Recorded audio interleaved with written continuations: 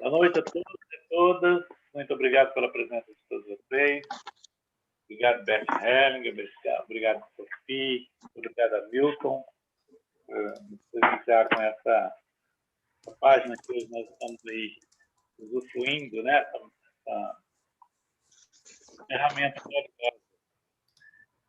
Muito obrigado, professor Isabela Oliveira, seus pais, por nos presentear com a sua presença. Tá? Hoje nós estamos na página 51, para início à dignidade, desse livro maravilhoso, Ordens da Ajuda. Ok? Professora Isabela, a palavra é toda sua. Muito obrigada, boa noite a cada um de vocês que estão aqui, muito agradecida também aos familiares de todos vocês. Vamos prosseguir aí com a nossa leitura, com o nosso estudo. E já avisando a todos vocês que na semana que vem eu não vou poder estar presente, que eu vou estar fazendo um tratamento, não vou estar presente então na semana que vem, mas a gente segue na próxima, tá joia? Ok. Então, muito obrigada. A leitura de hoje fica por conta da Cristiane, presente aí por essa noite. Obrigado, Cristiane, a palavra é sua. Ok. A dignidade. Participante. Trata-se de um garoto de 13 anos, que tem a aparência de 18. Ele se ocupa muito com magia negra, rouba dinheiro regularmente, causando preocupações aos pais, sobretudo à mãe. Ela chegou a um ponto em que diz: estou perdendo a confiança e em breve ele vai me ficar indiferente. Helger, ok. Sente-se ao meu lado. Quem foi que você não mencionou? Participante. O pai. Helger. O que há com ele? Participante. O pai mora com a família também. Ele trabalha muito. Eu trabalhei nesse aspecto, para que ele se ocupasse mais com o garoto. Agora, ele está mais fortemente envolvido, mas é ainda a mãe que assume a responsabilidade principal. Helger, se eu fizer com você agora uma espécie de supervisão, então vejo que você trabalha num círculo estreito, com 2 ou 3 pessoas. Você viu que aí não existe solução. Por isso, o próximo passo é ampliar o círculo e ver o que aconteceu nas famílias de origem dos pais. Então, vamos chegar à raiz e, partindo daí, podemos resolver o problema.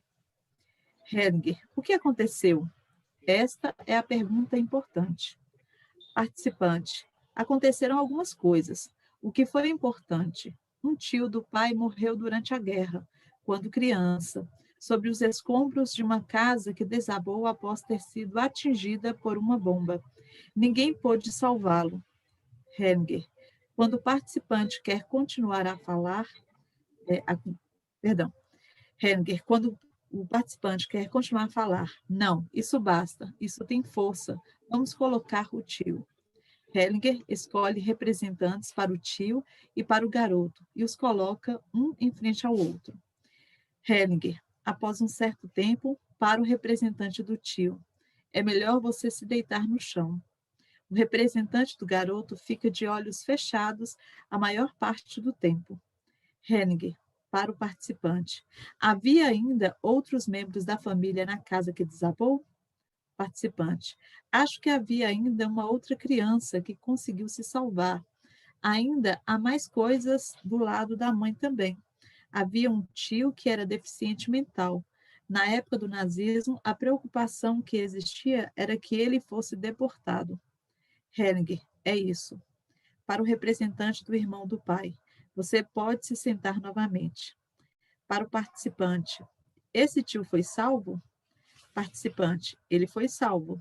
Nessa linhagem existe ainda um outro tio que se suicidou quando era já de idade. Hellinger, isso não é tão importante. Vamos colocar o tio que tem deficiência mental. Participante, ele tinha epilepsia. Hellinger coloca o tio em frente ao garoto. Os dois se olham durante um longo tempo. Após um certo tempo, Hellinger escolhe uma representante para a mãe do cliente e a coloca ao lado de seu irmão. A mãe olha para ele. Ele está de olhos fechados e sua cabeça está um pouco inclinada na direção dela. Hellinger, depois de um certo tempo, para o irmão da mãe. Diga-lhe, sou um fardo para vocês. irmão da mãe, sou um fardo para vocês. Participante, também é assim que o garoto se sente em relação a seus pais. O irmão da mãe fica de novo de olhos fechados. Hellinger conduz então o garoto para ficar em frente ao tio. Hellinger, para o garoto, diga, querido tio.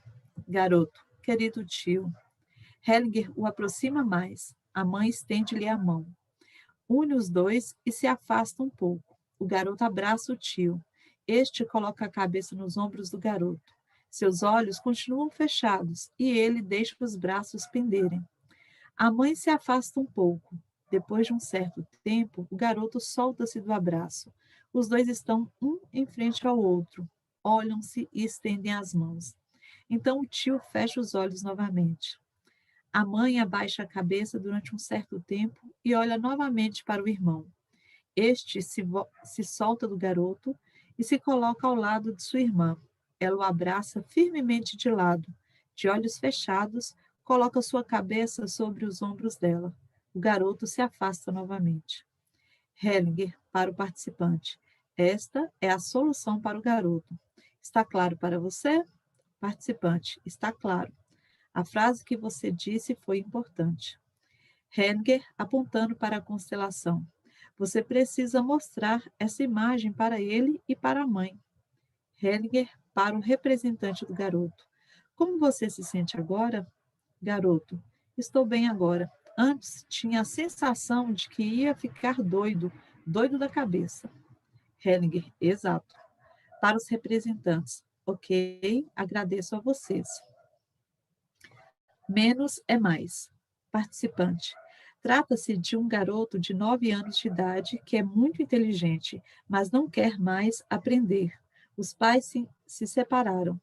Com o pai, o garoto é um cordeirinho e com a mãe, agressivo. Hellinger. Então você já sabe qual é a solução. Participante. Provavelmente ele precisa ir para o pai. Hellinger. O que significa aqui esse provavelmente? Participante, eu já disse isso, mas... Hellinger, o quê? Participante, o pai trabalha, a mãe não. Portanto, o garoto fica com a mãe. Foi essa a solução deles. Hellinger para o grupo. Agora surgem as objeções que vão contra a solução. Participante, então não posso fazer mais nada neste caso. Hellinger para o participante. O que acontece quando alguém vê o que é certo? O que acontece quando alguém vê o que é o certo e renuncia a qualquer objeção? Sinta o que acontece em sua alma. A participante fecha os olhos e se concentra. Hellinger para o grupo. Ainda existe algo que é importante. Renunciar a fazer algo por si só ou até mesmo renunciar a querer empreender algo. Para a participante. O importante é apenas dizer: é certo para ele ficar com o pai. Fim. A participante concorda com a cabeça. Hellinger, você percebe a diferença? E quando você encontrar a mãe, não precisa dizer nada. Você estará irradiando isso. O garoto também vai perceber. Para o grupo, o princípio básico deste trabalho é: menos é mais. Participante, muito obrigada. A prudência. Participante, trata-se de uma mulher. Ela sofreu abuso de seu pai e seus 7 irmãos também. Hellinger para o grupo. Eu me pergunto aqui, que mãe foi essa nessa família? Para participante, vamos constelar e ver isso. Hellinger escolhe um representante para o pai e uma representante para a mãe, e os coloca um em frente ao outro. A mãe segura as mãos na frente da barriga e olha para o chão. O pai começa a tremer. Seus joelhos tremem. Hellinger escolhe uma representante para uma pessoa morta e pede que ela se deite de costas em frente à mãe. O pai agacha-se, deita de bruços e toca com a mão o braço esquerdo da representante da morta. Esta vira a cabeça para ele e estende o braço direito na direção da mãe, mas ela fica parada. A mãe ajoelha-se, estende a mão direita para a morta, porém permanece à distância. Ela coloca a mão esquerda na boca e vira a cabeça. Então, apoia a cabeça da morta com a mão esquerda e a puxa para si, afastando-a do marido, que coloca a cabeça no chão. A mãe segura firme a morta, mas ela se defende contra isso, violentamente. Esperneia e grita, mas a mãe a segura firme e a toma no colo. A morta continua gritando, porém, mais baixo. Lentamente se acalma. Nesse meio tempo, o pai deitou-se do lado direito. Ele segura as mãos em cima da cabeça, como se quisesse protegê-la e como se não quisesse ouvir os gritos. Hellinger escolhe uma representante para a filha e a posiciona. A mãe segura em seus braços a morta que se acalmou. Esta olha inquieta para o pai, movendo as mãos. O pai olha inquieto para ela, movendo as mãos e levanta-se, mas a filha olha para o chão. O pai dá uns passos em direção à filha. Esta se afasta, fica de lado e continua olhando para o chão. O pai aproxima-se bem da filha e coloca as mãos no seu rosto. Ela deixa os braços penderem e tem os punhos cerrados. A morta se levanta. Solta-se da mãe, afasta-se dela e coloca as mãos sobre a cabeça de modo semelhante ao pai. Primeiro, a mãe havia olhado para a frente e chorado. Agora olha para o pai e para a filha. A mãe levanta-se, vai para o marido e puxa-o, chorando, para longe da filha. Quando ele se vira para ela, esta coloca as mãos no rosto e chora. A filha se coloca atrás da mãe e a abraça fortemente, com ambas as mãos, por detrás. O pai pega a mãe na nuca com a mão direita, empurrando-a para baixo. Então, coloca ambas as mãos no pescoço dela, apertando fortemente. A filha está de lado e olha para o chão.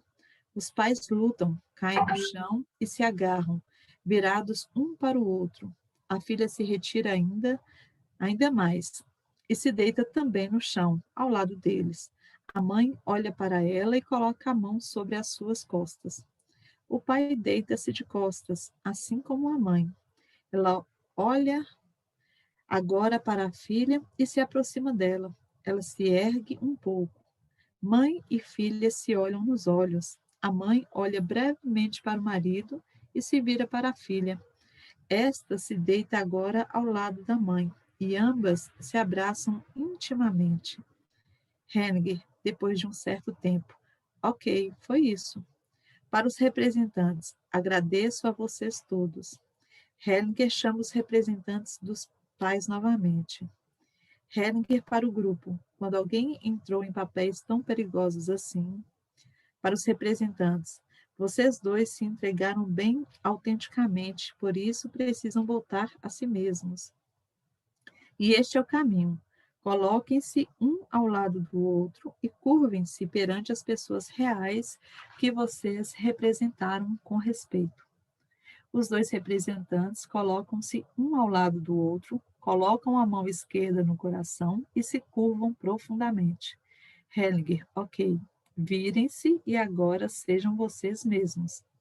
Para o grupo, normalmente não faço isso, tirar alguém da representação, porque para ele é uma experiência de vida importante, se continuar nisso. É também enriquecedor se permanecer ainda um certo tempo nela. Por isso, não interrompo tão depressa. Mas para tais tipos de representações, é importante que se coloque um limite bem claro. Agora, voltando a essa constelação, quem pode dizer algo em relação a isso? Quem pode ousar procurar uma solução por si mesmo? Isso é grande demais.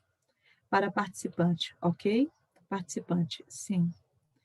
Henniger para o grupo, para o grupo. Gostaria de dar a vocês algo para refletir. O que acontece na alma de vocês se renunciarem à nomenclatura abuso? Quais as possibilidades maiores que vocês têm de fazer algo que tenha realmente um bom efeito? Ao invés disso, pode-se simplesmente descrever o que aconteceu, sem qualquer avaliação. Aconteceu isso e aquilo, ponto final, sem usar de um tal conceito. porque aquele que o usa coloca-se imediatamente numa posição superior ao outro, e com isso já está impotente para ajudar realmente. Pode continuar? Sim, Vício. pode continuar. Ok. Vício, participante. Trata-se de um rapaz de 17 anos que foi dependente de heroína durante 3 anos. Agora deve começar a se tornar independente, pouco a pouco. A questão é, quais são as chances reais dele? Hellinger. O que há em sua família? Participante. A mãe tinha 16 anos quando ele nasceu. Ele não conhece o pai. Hellinger. Quando se trata de vícios, quem falta normalmente é o pai. O vício é a procura pelo pai. Vamos constelar. Escolha representantes para ele, para o pai e para a mãe. Esses três e os posicione. Ele coloca o filho atrás da mãe, o pai bem longe da mãe, virado para o filho. A mãe olha para o chão, o filho vira brevemente a cabeça e olha para o pai. Hellinger conduz a mãe alguns passos para frente. Hellinger para a mãe. Como é agora? Melhor ou pior? Mãe expira. Melhor. Ela expira fundo. Hellinger a conduz de volta e leva o filho alguns passos para frente. Hellinger para o filho. Como é agora? Melhor ou pior? Filho, mais tranquilo. Hellinger para o grupo. Você sabe o que isso significa? Ele morre no lugar de sua mãe. O vício pela droga aqui é uma tentativa de suicídio. Ok, deixo assim. Para o participante, qual seria a solução quando você for trabalhar com ele? Você precisa trazer à luz esse amor secreto. Se você fizer uma constelação, deixe-o ficar em frente à mãe e dizer: eu morro para que você fique. Sem comentários. Então, isso vem à luz e pode-se ver o que vai acontecer, ok? O participante concorda com a cabeça. Hellinger para o grupo. Alguma pergunta em relação a isso, talvez? Este é um problema com o qual muitos de vocês precisam lidar quando ninguém pede a palavra. A primeira coisa é não se colocar no caminho do viciado. Aquele que acha que pode se colocar no caminho deles, fracassa. Participante. Como seria se descobríssemos a pessoa que a mãe segue nessa sua atração pela morte? A mãe está seguindo provavelmente alguém na morte. Hellinger para o grupo. O que está acontecendo agora? Isso é uma transferência. O cliente sai do foco e a mãe vira cliente. Para a participante. Mas ela não é o cliente. O jovem é o cliente. Se você fizer a transferência para a mãe, não conseguirá mais ajudar. Se a mãe vier para você, ok. Mas aqui ficamos realmente com a pessoa do qual se trata. Para o grupo. Existe uma tentativa frequente no trabalho sistêmico, que é a de dizer que existe ainda algo atrás disso. Então, vai-se até esse ponto e deixa-se o cliente de lado, embora não se tenha nada a ver com os outros e talvez tampouco possamos ajudá-los. Portanto, nos limitamos ao cliente e ao que tem a ver com ele. Então, temos mais força. Uma outra participante. Seria a mesma coisa se fosse uma garota? Hellinger, sim, seria. Trata-se quase sempre do pai. Por isso, a pessoa que tem a ver com viciados em drogas precisa ter o pai em seu coração. Contudo, no caso de drogas pesadas, é frequentemente uma tentativa camuflada de suicídio. E isso pode ter diversos motivos. Aqui tem a ver com a mãe. Para o participante. Entretanto, para ele seria talvez a salvação se fosse para o seu pai. Para o participante. Em muitos casos de pessoas que se encontram em perigo de se suicidar, a força salvadora vem do pai, não da mãe. Muito frequentemente, mas é claro que existem exceções também. Para o grupo, gostaria ainda de dizer algo a respeito da bulimia nas mulheres. Mulheres gordas comem as mães que elas rejeitam. Está havendo um murmúrio no salão? A Vamos lá? morte. Vamos lá, vamos recolher o que ele falou aqui. Bom, grandes exemplos, né? Em primeiro lugar, sobre a dignidade, quando ele fala manter a dignidade e preservar a dignidade, né? Então, aí eu gostaria de trazer algo muito importante nessa nossa ajuda, que é prestar atenção à idade que o cliente apresenta, ou seja, que ele tem. Então, o garoto ali tinha 13 anos e parecia ter 18, ou muitas vezes um cliente tem 50 e aparenta ter 8.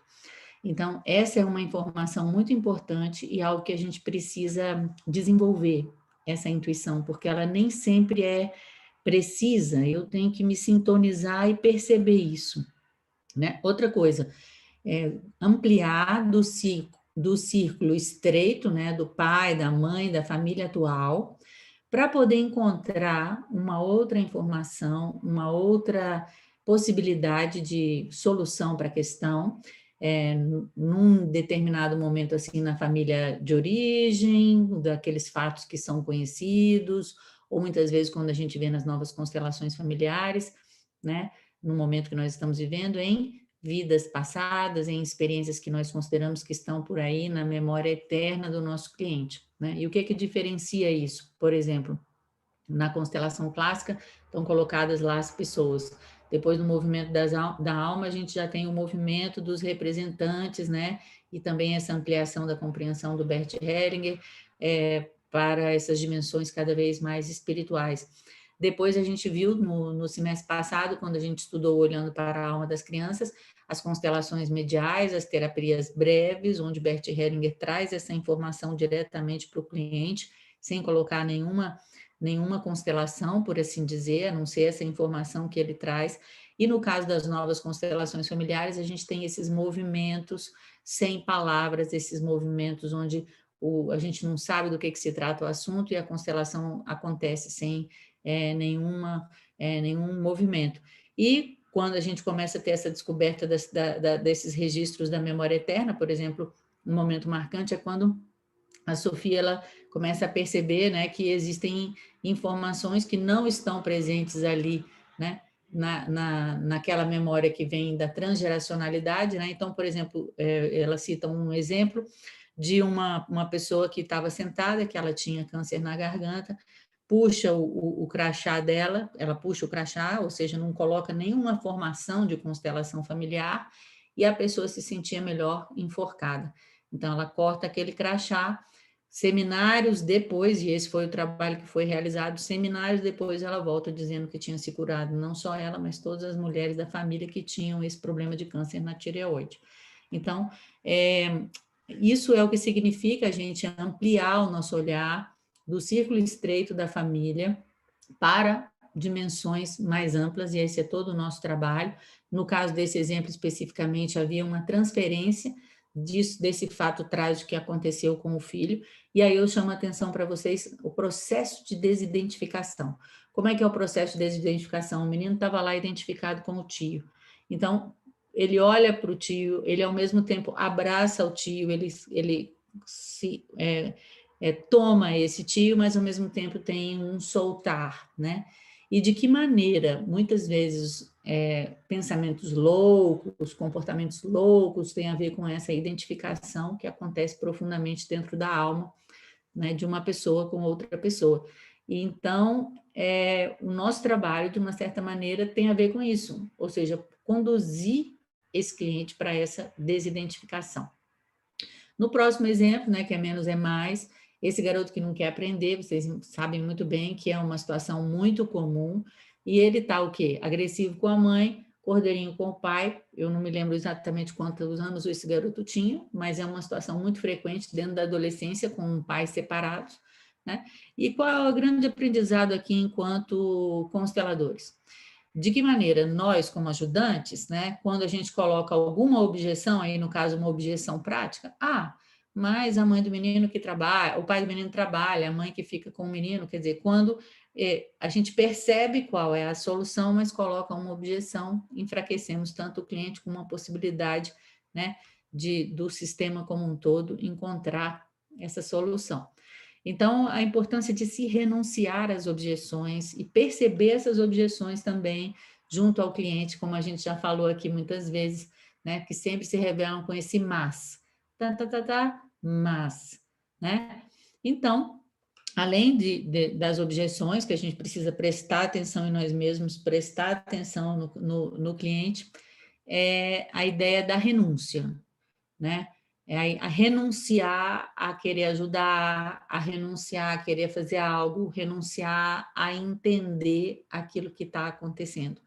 Então, é uma ajuda, essa ajuda da constelação familiar, que renuncia a uma compreensão completa, renuncia a um controle, né? E quando a gente tem essa postura, que a gente renuncia a tudo isso, né? Uma postura que é humilde, simples. Então, essa solução, ela que nós, de uma certa maneira, propiciamos que ela aconteça a partir da nossa alma, ela vai irradiar para essas pessoas que estão dentro desse sistema. Então, prestem atenção que, por isso esse exemplo chama menos é mais, ou seja, é menos ação, né? E talvez mais dessa conexão ou dessa realização interna que, na verdade, tem a ver com essa renúncia, né? Depois, a questão da prudência, sobre um outro tema super delicado, que é o tema do abuso dentro de uma família. E aí eu trago especificamente a necessária prudência que nós precisamos ter em relação à teoria, né? Porque aí vamos falar, não, todo abuso tem uma triangulação, o Bert Hellinger fala em muitas situações que o verdadeiro autor é a mãe e tal, mas esse exemplo nos leva para um outro nível desse abuso paterno, né? O que realmente está por trás? Nós nunca sabemos, né? Então, era uma dinâmica completamente diferente, muito mais profunda, que tinha a ver com um morto dentro da família. E aí, uma coisa importante, num ensinamento prático em relação ao representante e ao representado, que Bert Hellinger diz, olha, normalmente eu não tiro ninguém do papel, mas em alguns casos, em algumas exceções, ele faz isso, ele leva os representantes a fazerem isso, e aqui ele nos mostra como, curvando, né, as pessoas se curvando diante das pessoas reais que elas representaram. E a importância também de renunciarmos a essa nomenclatura, abuso, ou qualquer outro tipo de nomenclatura. O Bert Hellinger, não sei se vocês sabem, ele era muito avesso aos diagnósticos, porque é como se o diagnóstico ele colocasse uma tabuleta, uma etiqueta na pessoa, né? E, na verdade, o que ele fala que é importante? Aqui o importante é descrever o que aconteceu, né? E, inclusive, evitar a utilização desse conceito, porque quando eu estou colocando, imagina, eu falo, fulano de tal foi abusado por cicrano, eu já estou estabelecendo, na verdade, uma leitura de uma realidade que aqui nós sabemos que é muito mais ampla, né? E que nós não sabemos exatamente qual é o motivo que leva a uma situação dessa. Então, nos limitamos à descrição do fato. Então, o pai teve uma relação sexual assim, teve uma situação assado, o que quer que seja, mas sem descrever isso propriamente como um abuso. Depois, nós temos, então, um exemplo muito importante. Aí eu faço para vocês uma outra referência, tem um texto também muito importante sobre o vício, dentro do livro A Cura, do Bert Hellinger, tem lá um texto, fala especificamente sobre a cura do tabaco, explica como realizar a cura do tabaco e traz uma leitura sobre o vício bem explicada, né? Aqui nós temos um exemplo interessante e ele mostra que como o vício se relaciona ao pai. Aí eu peço a vocês que na página 57 marquem aí até a frasezinha para o post, né? O vício é a procura pelo pai, né? Por um outro lado, vocês observem que essa dinâmica não é assim tão simples, pois o filho também faz isso pela mãe, né? Ele morre no lugar da mãe, ou seja, a gente observa que no caso do vício dele, que é de uma substância pesada, é uma busca de suicídio. E o que faz com que aconteça mais uma vez a desidentificação é trazer à luz o amor secreto. Então, não sei se vocês já observaram, muitas vezes numa constelação, se traz à luz esse amor secreto, inclusive dizendo, mamãe, eu faço isso por você com prazer. Eu morro por você com prazer, né? Então, é essa a ideia, ou seja, quando aquele amor secreto vem à luz, é como se acontecesse esse processo de desidentificação, ou que se quebrasse o encantamento, né? Desse feitiço, por assim dizer, desse emaranhamento. E depois, a importância de saber se colocar no lugar adequado para poder ajudar um viciado. Em primeiro lugar, é essencial poder ter o pai dentro do coração, ou seja, ter resolvido as suas questões com o pai.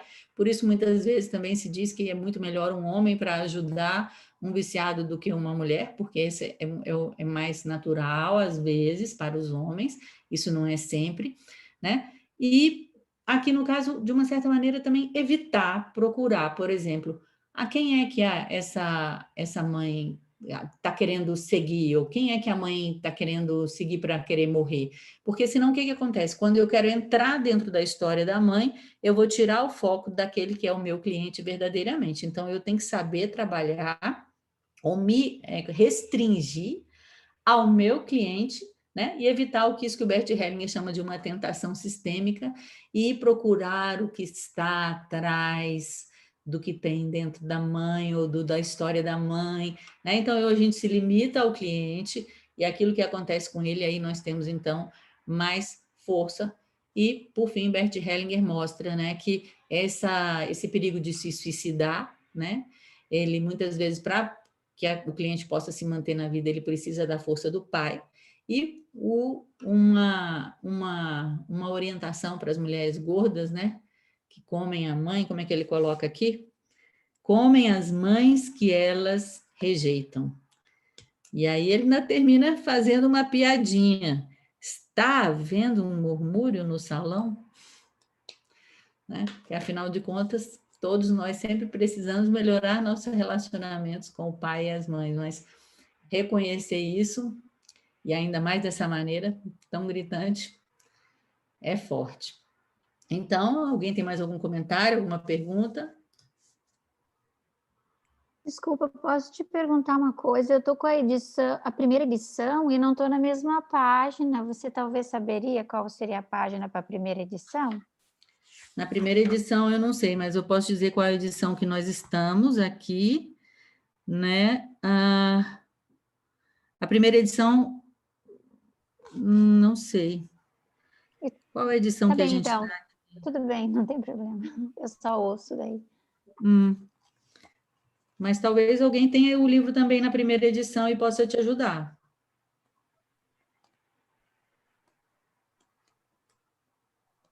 Olha no índice. Olha no índice. Agora a gente vai entrar no texto que chama A Morte. Aí a Manuela está colocando aí, página 59, é onde a gente está. A Morte. Great. Achei. 61. Obrigada. Alguma outra pergunta, algum comentário?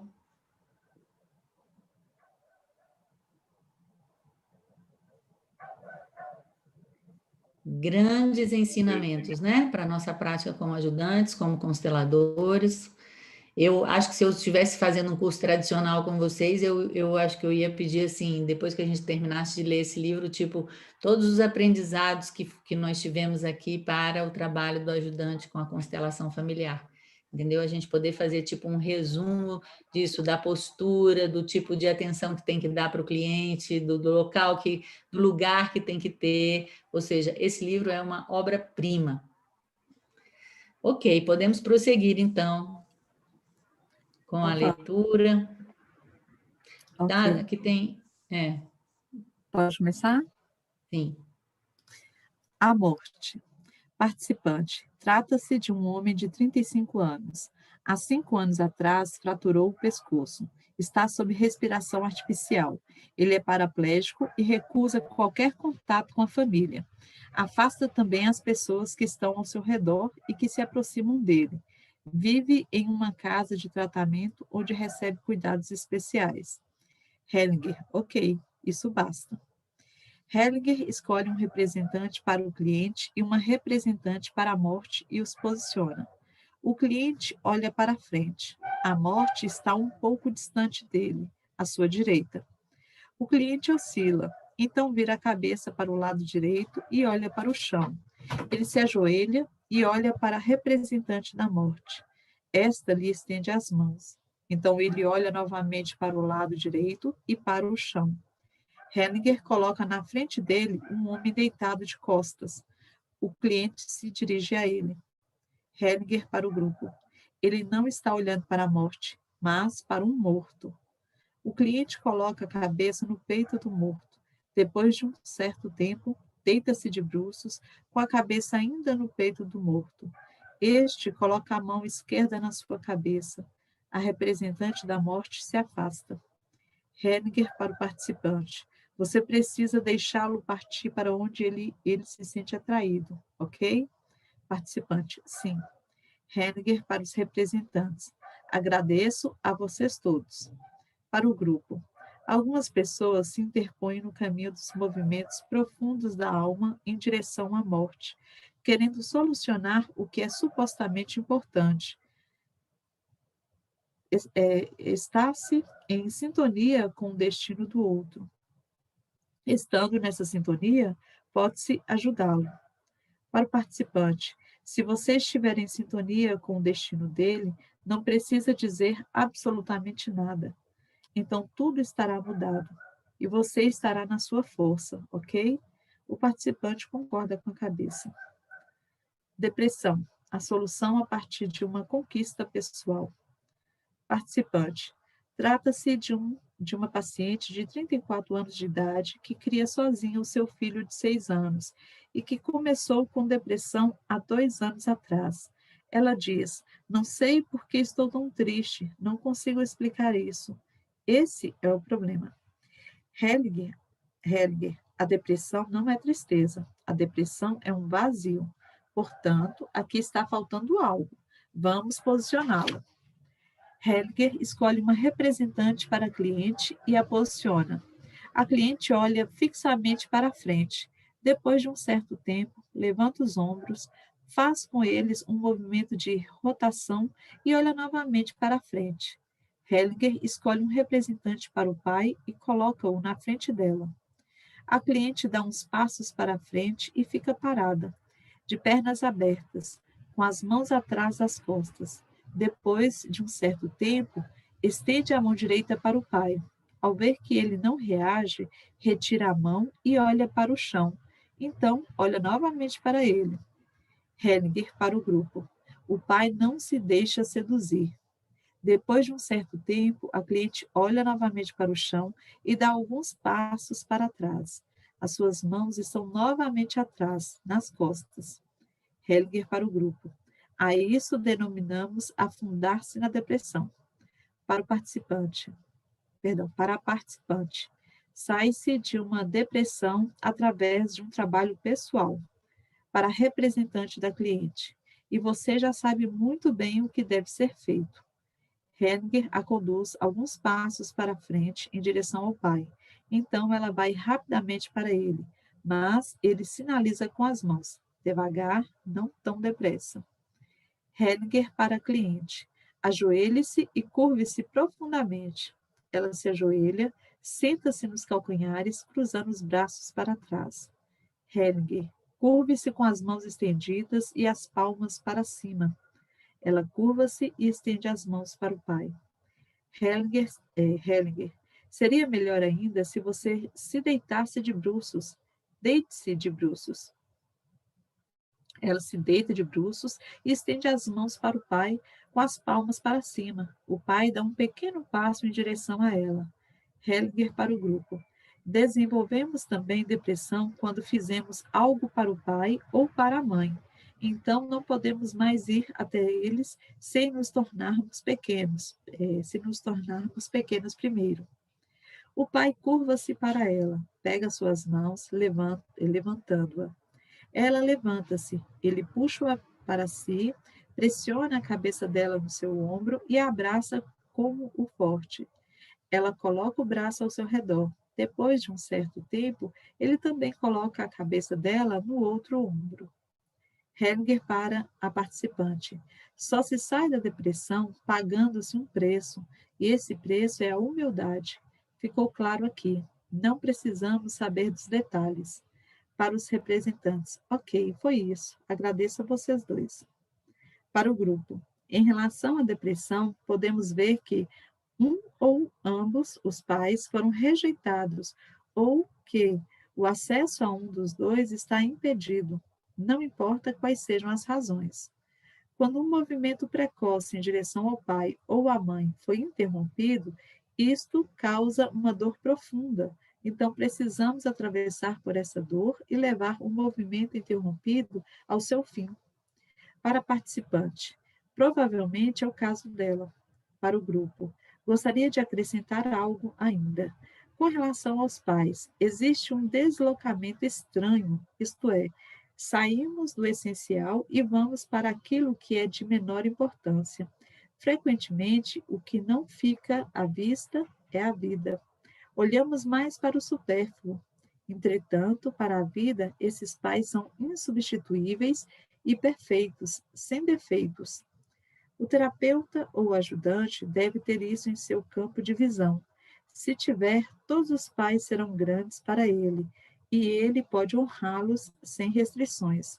Se o cliente for conduzido a isso, então todo o resto não é mais tão difícil, porque o olhar se desloca para o essencial. Tive uma boa experiência com os Zulus, na África do Sul. Eles não pensam muito sobre a vida, somente em uma coisa. Quando se encontram, um pergunta ao outro: você ainda vive? O outro diz: ainda estou aqui. O essencial está totalmente em primeiro plano. Não é maravilhoso? Então podemos acordar de manhã e dizer: estou aqui ainda. Assim o dia fica salvo. Para a participante, ok? Está bem para você? Ela concorda com a cabeça. A retirada. Participante. Trata-se de uma mulher jovem que vive só. Ela teve relacionamentos com 4 africanos, ficando grávida de cada um deles. Interrompeu a gravidez 2 vezes e deu 2 crianças para adoção. Ela tem psicose. Helge, você não conseguirá ajudá-la. Não se pode fazer isso aqui. Deixe-a com o seu destino. Dessa forma, ela conserva a sua dignidade, ok? Ela concorda com a cabeça. Helger para o grupo. Existe uma ideia bastante difundida de que, quando alguém faz uma formação como psicoterapeuta, assistente social ou professor, sente que foi chamado, que tem direito e também que precisa ser capaz de interferir nos destinos e mudar o decurso da vida. E, na verdade, segundo a sua própria ideia. Para a participante, quando se renuncia a essa ideia, pode-se viver bem tranquilo. O grupo ri alto e bate palmas. Considerações finais. A alma presenteia. Helger para o grupo. Isso aqui foi uma experiência rica. Também para mim, uma experiência rica. Ligações totalmente novas vieram à luz. Minha intenção foi transmitir a vocês experiências e compreensões e indicar caminhos de procedimentos. Sobretudo, quis transmitir como é importante o respeito pelo destino, como ele é, recolher-se e confiar no seu próprio destino e no destino do cliente. Aqui podemos experimentar que um outro algo atua para além de nossos planos. Então, a profissão difícil que muitos de vocês exercem, principalmente aqueles que trabalham em instituições sociais, fica mais fácil. As frutas mais belas amadurecem por si sós. Meu grande amigo Hilke escreveu uma frase em relação a isso. Mesmo que o camponês se preocupe e haja, onde a semente transforma-se no verão, ele nunca alcança, a terra presenteia. Nós podemos modificar para o nosso trabalho e dizer: a alma presenteia. Tudo de bom para vocês. Curso de treinamento em Palma de Mallorca, dezembro de 2002. Viciado em drogas. Participante. O caso que mais me preocupa é de um jovem de 15 anos que é viciado em drogas. Helger, ok, vem até aqui. É seu cliente? Participante. Ele é cliente de uma instituição pública na qual trabalhei até agora. Helger. E o que preocupa você? Participante. Ele já tentou se suicidar várias vezes. Helger. E o que preocupa você? Participante. Será terrível se tiver que vivenciar o seu suicídio. Helger para o grupo. Ela pode trabalhar com ele? deve trabalhar com ele? Ela já perdeu a sua força. Ela concorda com a cabeça. Hellinger, vamos testar isso. Hellinger escolhe um representante para o jovem viciado em drogas e coloca a terapeuta em frente a ele. Então conduz a participante para mais perto do cliente. Hellinger, você está vendo algo no rosto dele? Você viu? Ela concorda com a cabeça. Hellinger, ele não a quer. Você o incomoda. Para a participante, você pode sentar-se agora, mas continuarei a trabalhar com o caso. Agora farei uma supervisão para que vejamos se alguém deve trabalhar com ele ou se não se deve fazer isso, de modo algum. Hellinger coloca um representante para a morte em frente ao cliente. O representante da morte estende as mãos para o cliente, convidando-o a se aproximar. Hellinger para o representante da morte. Você ainda não está centrado. Aqui você não deve ser terapeuta. Aqui você é apenas a morte. O representante concorda com a cabeça e deixa os braços caírem. O cliente respira profundamente. Ele e a morte olham um para o outro durante um longo tempo. Hellinger escolhe um representante para o pai do cliente e o posiciona ao lado dele. O pai olha alternadamente para o filho e para a morte e aproxima-se lentamente do filho. Este vira-se para ele e os dois se olham. O pai olha, de vez em quando, para a morte também. Hellinger, depois de um certo tempo, agora vou fazer uma intervenção terapêutica. Hellinger conduz o filho para mais próximo do pai. Quando está mais perto, o pai estende a mão para ele. O filho coloca a cabeça nos ombros do pai e os dois se abraçam carinhosamente. Hellinger para a participante. Frequentemente, as mulheres barram o caminho em direção ao pai. Por isso, via de regra, não devem tratar dos viciados em drogas. Para o grupo.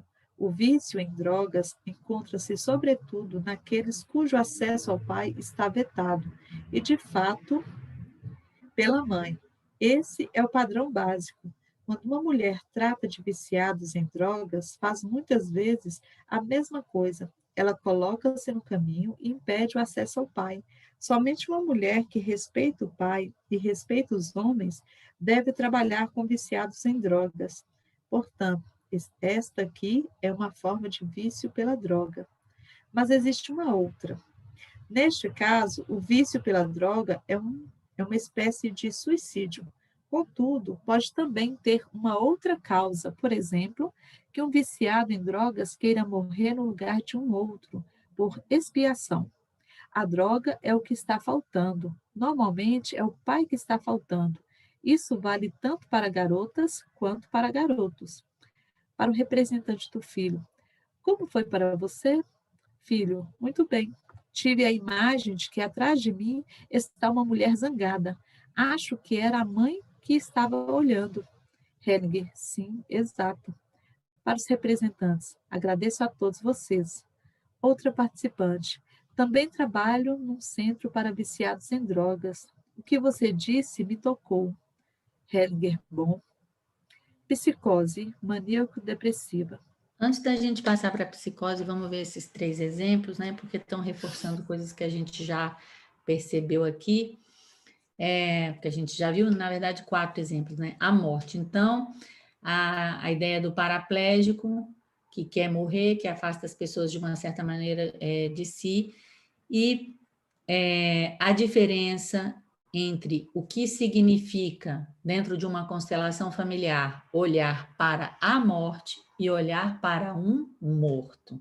São coisas diferentes. Quando eu estou olhando para um morto, eu estou identificada como uma pessoa específica. Agora, quando eu estou olhando para a morte, eu estou olhando para esse destino.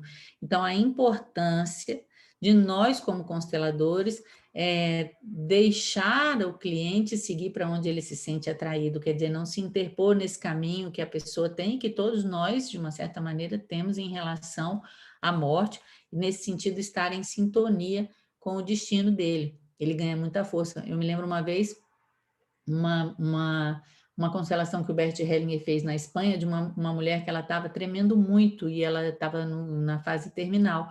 E simplesmente o que ele fez foi colocar essa pessoa olhando para a morte, não para um morto, a própria morte. E disso ela ganhou muita força. Era visível como ela se estruturou a partir desse olhar para a morte. Mas nós precisamos ter a força, enquanto consteladores, de não querer evitar a morte a todo custo. Ou seja, essa força de olhar para a morte junto com o nosso cliente, né? Depois, a depressão, e ele mostra o tanto que a depressão, que é digamos assim, uma condição muito comum dentro da sociedade atual, que ela é, na verdade, uma conquista pessoal, ela não tem a ver com a tristeza propriamente, a tristeza é uma manifestação dessa sensação de vazio. Então, o que é que está vazio? O que é que está fazendo falta? É isso que vai ser representado. Ele mostra que, de um modo geral, é o pai ou a mãe, muitas vezes a mãe, mas no caso especificamente aqui era o pai. Só que não se sai da depressão sem a humildade, porque muitas vezes o que nos impede de fazer esse movimento de volta para o pai ou para a mãe é uma falta de humildade. Por exemplo, o pai pode ter machucado essa criança, alguma coisa pode ter acontecido em relação à mãe, ou seja, o que quer que seja que aconteceu que impede que esse acesso ao progenitor fica impedido, né? Então, ele mostra que aqui, ele não, no final da carreira dele, mas assim, como não é nem sempre é necessário que se deite, que se coloque as mãos para baixo, mas aqui o mais importante é essa postura interna, porque muitas vezes essas ações, como é que se diz, teatrais, que são apenas externas, elas não estão alcançando aquilo que é mais essencial. Então, não é que você tem que colocar todo mundo que tem uma depressão para se ajoelhar diante do pai ou da mãe, porque muitas vezes isso é fácil, isso é barato, isso é só um teatro, isso é só uma ação externa. Então, o que importa é o que está por dentro dessa ação, e eu vou precisar, enquanto constelador, perceber esse fio da navalha, ou seja, quando a pessoa está fazendo só um gesto e quando ela realmente alcançou essa humildade, né? E deixa eu ver. Aí eu achei muito lindo esse exemplo que ele traz dos Zulus, né? E é um exemplo de mostrar assim, o que realmente é essencial. Muitas vezes eu falo, eu tenho isso, ou eu não tenho isso, ou está acontecendo isso, ou está aquilo acontecendo na minha vida. E o que é essencial? Os Zulus mostram, você ainda está vivo? Ainda estou vivo. Né? Ou seja, um contentamento, uma alegria, um ser suficiente por estar vivo, ou seja, nessa experiência que nós temos assim da encarnação. A retirada, né, que é esse exemplo, aí é muito importante entender algo, porque a mulher fez 2 abortos, né? Ela interrompeu 2 gravidezes. E muitas vezes a gente tem essa ideia, enquanto ajudante, enquanto constelador, de que algo poderia ser revertido. Não dá para reverter um aborto. Não dá para reverter, por exemplo, quando eu fico grávida de uma criança, eu fiquei grávida dessa criança e isso não dá para ser desfeito. Então, eu ganho força enquanto ajudante e dou força para esse cliente quando eu acompanho a ele nesta constatação. Não dá para voltar atrás, né? E aí essa ideia que ele fala, que está por trás do professor, do assistente social, do psicoterapeuta, de que eu preciso interferir, né? E aí ele fala de uma maneira muito linda, as frutas mais belas amadurecem por si só. Então, quanta força nos é exigida enquanto ajudantes para não fazer nada, para permitir que essa força, pelo nosso estado de presença, pelo nosso estado de abertura, pelo nosso estado de ampliação da nossa consciência, possa contribuir para que essa fruta amadureça por si só, né? E depois de uma maneira muito linda, a alma presenteia, ou seja, que esse trabalho que o próprio cliente realiza em si mesmo e que nós nos acompanhamos dessa maneira humilde, centrada, aberta, incluindo o que ele ainda não consegue incluir dentro do seu coração, permite que a alma presenteie ou com o próximo passo, ou às vezes até com uma cura, né? E novamente aqui o tema do vício em drogas e a importância aqui de não ter medo do suicídio. E esse é um tema que agora até que nem tanto, mas que teve muitas vezes onde eu recebi pessoas com essa condição, ou seja, ou que queriam se suicidar, com ideia espontânea de suicídio, ou seja, você não pode ter medo do suicídio. Bert Hellinger foi uma pessoa que, durante a sua carreira, ele teve assassinato ao longo dos seus workshops, teve suicídio de pessoas próximas, suicídio de pessoas que ele atendeu. Então, é muito difícil ter um psicoterapeuta ou um ajudante, uma pessoa que trabalha que não tenha que enfrentar o suicídio, de alguma maneira. Então, não ter medo do suicídio, né? E a importância para nós, mulheres especificamente, de não vetar esse caminho dos filhos em direção ao pai, e sem a gente poder ter essa compreensão e entender que, como mulheres, apesar da gente ter dado a vida, de ter arriscado a nossa vida com o sim que nós demos na hora de dizer assim, olha, sim, eu vou ser mãe, porque nós sabemos que, apesar de existir UTI, cesariana, todo parto é um risco, né? Um risco de vida, um pouco encoberto nos dias atuais, mas muito frequente nas mulheres do passado. É um risco de vida, é dor, é tudo que está envolvido, como nós sabemos, mas nós somos só a metade. Mesmo com tudo isso, somos a metade, essa outra metade é o pai, e se eu não, como mãe, não dou acesso ao meu pai, ao meu filho, isso não é só mandar o meu filho para a casa dos pais, do pai, não. Isso é uma coisa que vai acontecer dentro do meu coração, em primeiro lugar, né? E, então, eu vou estar... muitas vezes conduzindo para um enfraquecimento desse filho, e que pode levar, por exemplo, ao vício em drogas, e ele mostra que existem dois tipos de vícios. Um que é um vício que se refere a essa falta do pai, e um outro que é uma busca de morrer, que pode estar relacionada a uma expiação, né? E olha que maneira mais linda da gente observar o que é a droga. A droga é o que está faltando. Então, o que está faltando dentro dessa família? O que está faltando dentro da nossa sociedade, né? E ao invés de eu querer excluir a droga, eu vou incluir aquilo que ela representa junto com ela, né? Que é o que ele faz naquele exemplo que eu falei para vocês da cura, onde ele vai lá ensinar: quando você for fumar, você fuma com muito prazer, levando tudo para dentro do seu coração, levando o seu pai para dentro do coração. Quer dizer, eu não quero eliminar o vício, mas eu uso o vício, eu uso aquela substância, inclusive, no caso desse exemplo que ele cita do tabaco, para incluir aquilo que falta. E ao incluir aquilo que falta, esse vício, essa droga, essa substância, ou ela vai se tornar desnecessária, ou ela vai ter um consumo, como eu posso dizer, normal, ou seja, um consumo como não é um abuso, é um uso.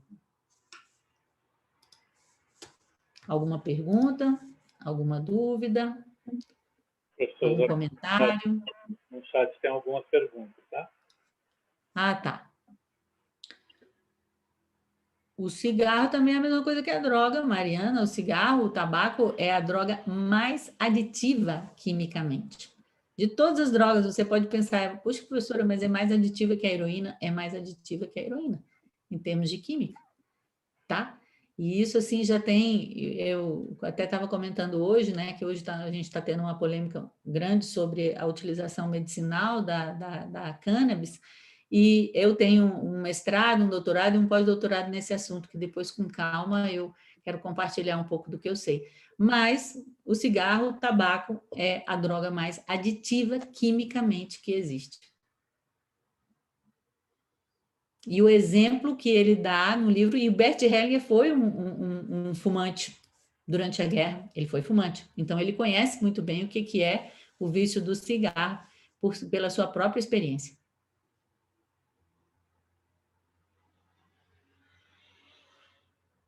Só tem essa ou tem mais alguma outra? Ah, não, tem mais aqui atrás, né? Ah, agora está aqui, transtorno de humor bipolar ou transtorno afetivo do humor, é a mesma coisa da depressão? Não. Não. Muitas vezes o transtorno de humor bipolar, ele se relaciona a um assassinato que aconteceu na família e que esse assassinato ele vai se manifestando assim. Às vezes ele pula uma geração sem acontecer nada, ou nessa geração acontece um transtorno de humor bipolar e depois vai se manifestar como uma psicose. Mas eu tive um grande querido professor que foi quem de uma certa maneira, apresentou Albert Hellinger, que já faleceu, querido Ramon Resino, que era o organizador dos trabalhos do Bert Hellinger na Espanha, e ele disse para mim, uma das dinâmicas que está por trás de uma bipolaridade é um abuso real ou assumido.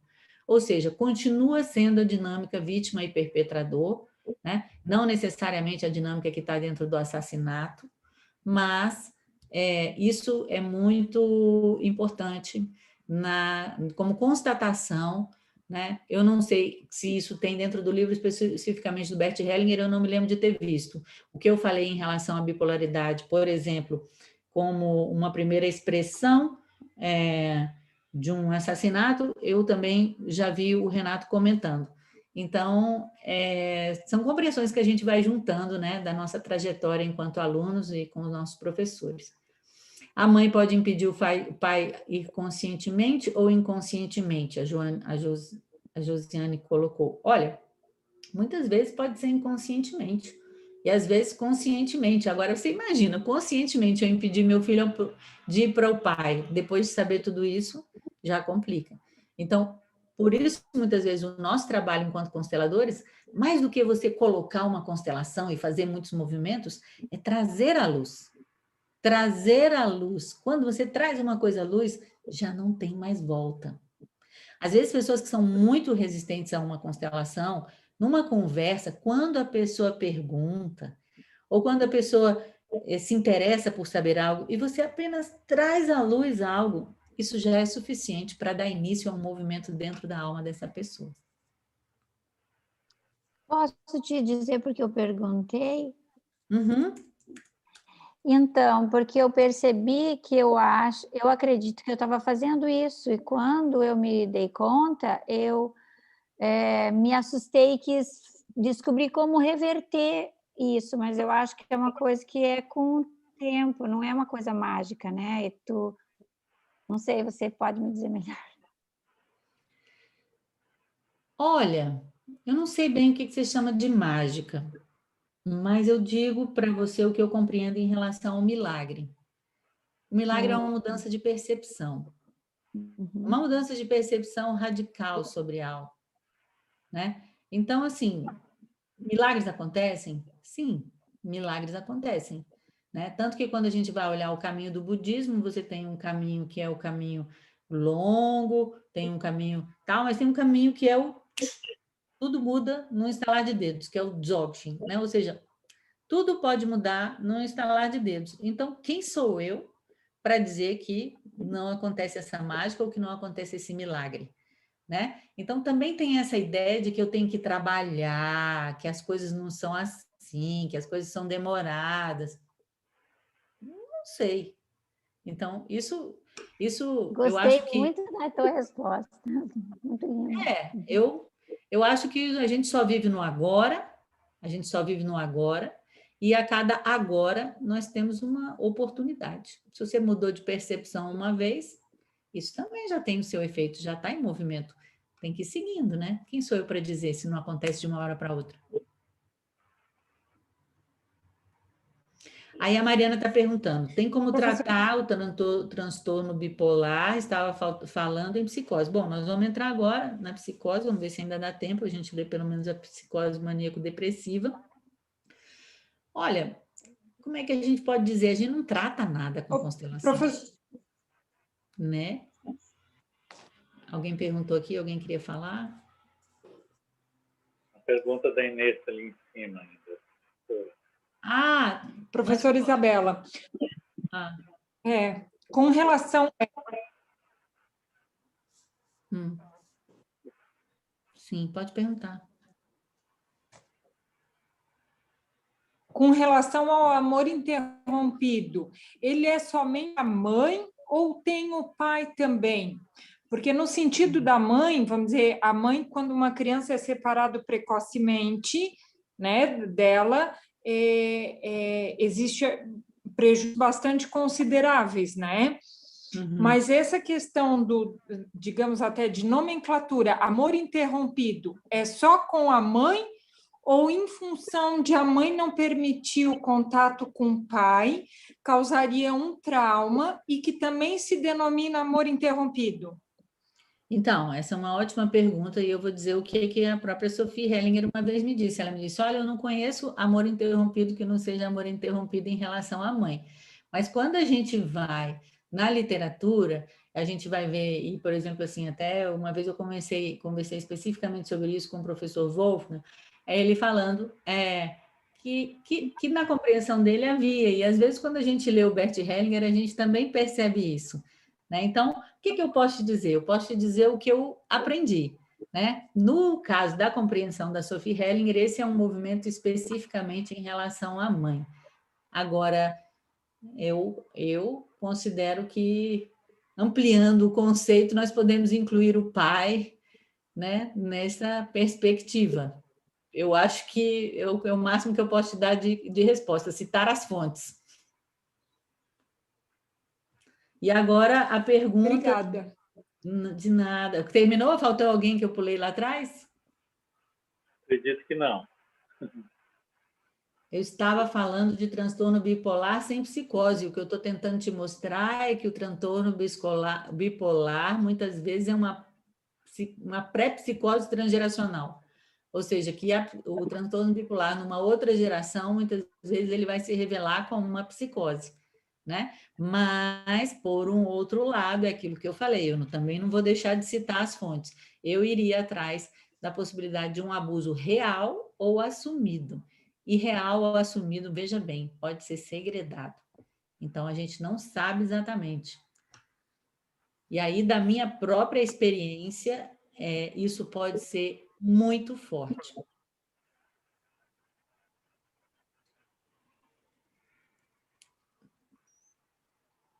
Ok? Mais alguma pergunta? Vamos ver se a gente lê só mais esse pedacinho aqui do... Nossa, mas aí tem mais um menino. Tem uma coisa grande aqui, né? Vamos ver se a gente lê aí mais um pouquinho aí. Psicose maníaco-depressiva. Vamos ver, avançar um pouquinho, já que esse tema está aparecendo. Ok. Participante. Trata-se de um homem jovem que tem psicose maníaco-depressiva. Está muito desnorteado após ter tido uma crise e não sei qual é o meu papel aí. Henry, sente-se ao meu lado.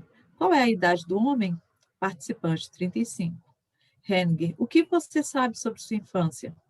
Participante, perguntei-lhe, mas ele não me deu nenhuma informação significativa. Henry, ok, então vamos ver. Henry escolhe uma representante para o cliente e posiciona uma mulher também, sem dizer quem ela representa. O cliente vira-se para a mulher, que obviamente é a sua mãe. Ele se dirige lentamente para ela e coloca a cabeça em seu peito. Ela puxa-o para si e os dois se abraçam intimamente. Hellinger escolhe um representante para o pai e o posiciona. Depois de um certo tempo, a mãe olha para o pai. Um pouco depois, o filho se solta do abraço e olha também para seu pai. Ambos, mãe e filho, viram-se para o pai. Continuam segurando-se por trás e soltam-se lentamente do abraço.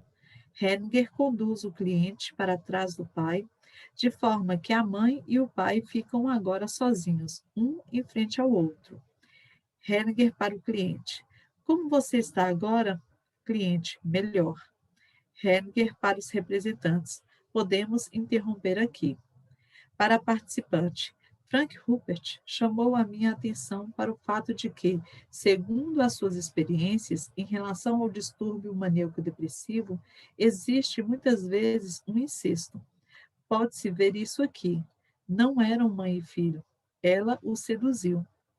Para o representante do cliente, você sentiu isso? Ele confirma. Hellinger para o participante. Qual é a solução? Mostrei aqui. Ele se esconde atrás do pai, ok?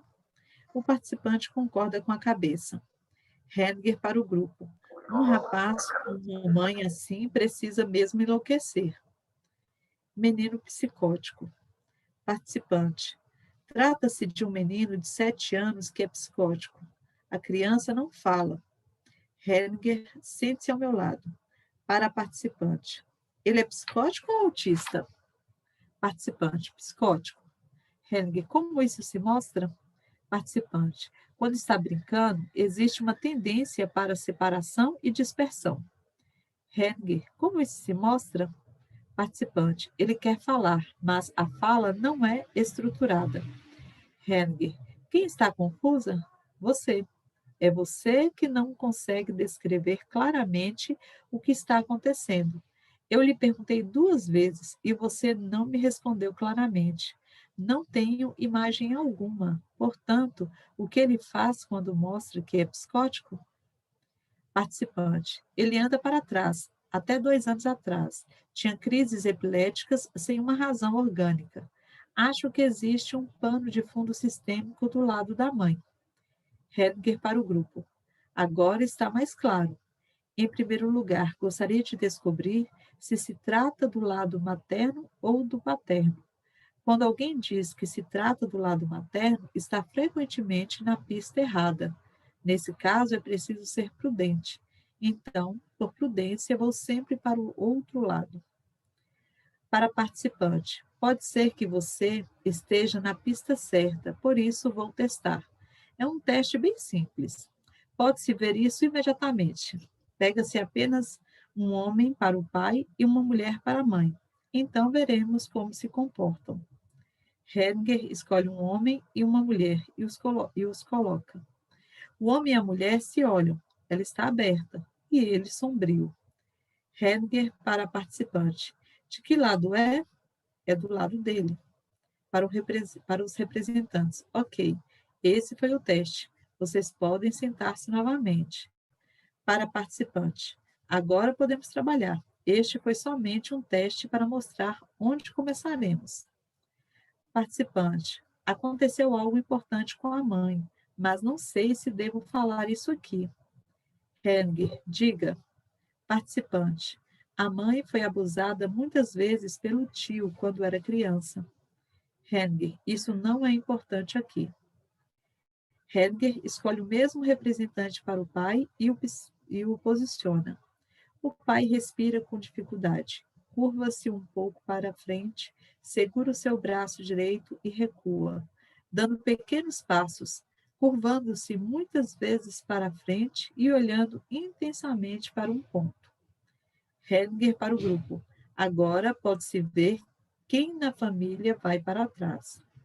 Hedger coloca uma mulher em frente a ele e pede a ela para ficar de cócoras. Esta ajoelha-se e curva-se até o chão. Hedger acena para uma outra mulher e faz um gesto, indicando que ela deve deitar-se no chão entre eles. O pai vai primeiro para o lado direito, então se aproxima da mulher morta e se ajoelha. Está segurando o pulso direito com a mão esquerda e balançando, muito tenso, a parte superior do corpo para os lados, para frente e para trás. Hedger para o grupo. Da maneira como o pai segura as mãos, dá para ver que tem energia de agressor. A mulher morta está inquieta e rola para o lado direito. Após um certo tempo, deita-se de bruços e rola novamente para o lado esquerdo. Seus movimentos convulsivos lembram um surto epilético. Hedger coloca um representante para o menino epilético na constelação. A mulher continua rolando no chão com movimentos convulsivos. O pai continua balançando a parte superior do corpo para frente e para trás. A mãe endireita-se e olha para a mulher. O filho cruza os braços. A mulher morta fica calma por um certo tempo. A mãe desliza de joelhos em direção a ela. Quando toca na morta, esta se contorce e rola de um lado para o outro. A mãe segura os seus ombros. Ela se acalma e fica deitada no chão, de braços abertos. A mãe toca as suas mãos. Ela ainda tem alguns espasmos. O pai ainda continua fazendo os mesmos movimentos. O filho afastou-se um pouco e está sentado, encolhido. Hedger coloca então um homem na constelação, sem dizer quem ele representa. A mãe e a mulher morta olham para o homem. A morta fica calma e estende a mão para o homem. Este se aproxima, pega pela mão e a abraça. A mãe abraça os dois. O pai deita-se no chão, olha na direção dos outros e continua. ainda fazendo um movimento de acalanto. Depois fica quieto. Hellinger para o filho. Mudou algo para você agora? Filho, eu me acalmei um pouco. Para o grupo, apontando o pai. Ele se acalmou, obviamente. Hellinger conduz o filho para o pai. Hellinger para o filho. Deite-se ao lado de seu pai e olhe para ele. Ambos se olham. O filho estende a mão em direção ao pai e a aperta. Depois de um certo tempo, encosta-se no pai, que o abraça. Hellinger para a participante. O que fiz aqui? Testei se tinha algo a ver com o pai ou com um antepassado. A imagem ficou então clara. A mulher morta queria ter uma ligação com o outro homem. Depois disso, o pai pôde soltar-se e deitar-se. O filho fica protegido com o pai. Ficou bem claro? Ela concorda com a cabeça. Hellinger para o pai. Como você está agora? Pai, agora estou quieto. Hellinger para o filho. Para você? Filho, estou bem aqui. Para os representantes, agradeço a todos vocês. Legal. Então, agora temos aí um pouco da explicação sobre essa psicose maníaco-depressiva, depois a relação também da psicose com o problema da fala, né? Que Beth Hellinger tem um livro inteiro sobre isso, um outro jeito de falar. E a revelação aqui importante, mais uma vez aí, da questão também da bipolaridade que nós tínhamos falado anteriormente, uma constatação de Frank Rupert, né? Que trabalhou muito com o tema da saúde, sobre a relação entre o distúrbio maníaco depressivo e muitas vezes um incesto, né? Bom, e com relação ao menino psicótico, aí a gente observa como a psicose não é uma condição pessoal, você vê que a participante que estava envolvida de alguma maneira com relação a esse menino não conseguia nem explicar o que esse menino tinha.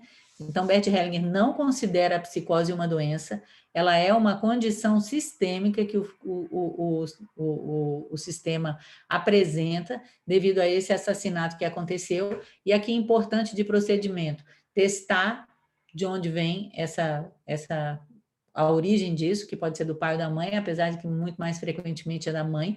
Ele chegou no final da vida dele, ele trabalhava com a mãe, olhando para a vítima e assassino, né? De um procedimento como esse, isso não foi, digamos assim, mais simplificado, mas nesse caso específico era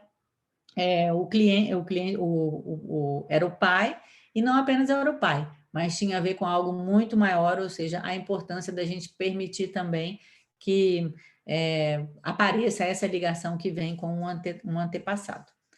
Ok? Já passamos aí um pouquinho da nossa hora, e na próxima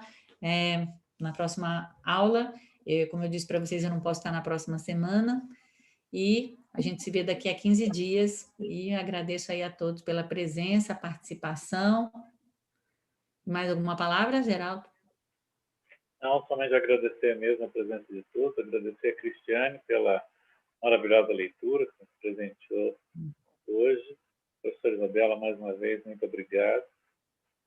E até o próximo dia 15, então, para a nossa próxima aula, no mesmo horário.